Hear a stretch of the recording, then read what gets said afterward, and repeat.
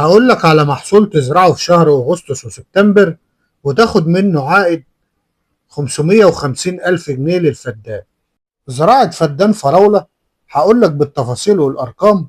تاخد 25 ل 30 طن ازاي، وتزرعها ازاي، والوقت المظبوط اللي يديك أعلى سعر في السوق.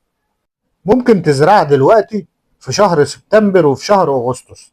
تجهز الأرض حرتين متعامدتين لتهوية التربة والتخلص من الآفات.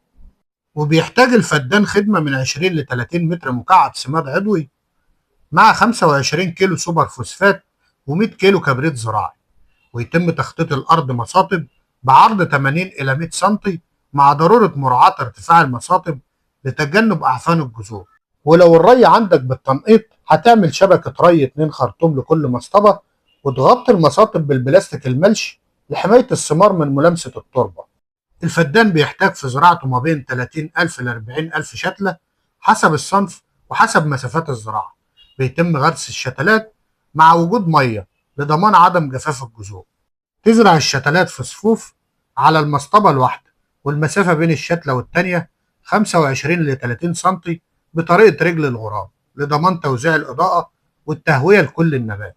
بتبدأ الفراولة في التبشير والإزهار بعد حوالي 60 إلى 70 يوم من الزراعة، ودورة الإنتاج أو الحصاد الفعلي بعد 90 يوم. بيستمر المدة تتراوح ما بين 4 ل 6 شهور حسب العناية والجو.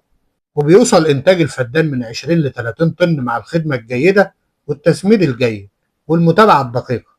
لو حسبنا إن الموسم القوي بيستمر حوالي 150 ل 180 يوم من الإنتاج، فالعائد المادي بيتضاعف، خاصة في الشهور اللي هي دلوقتي، اللي هي بيكون أعلى السعر عشان التصدير. تابعني، ولو عايز أي معلومة عن محصول الفراولة أو أي محصول تاني اكتب لي في الكومنتات.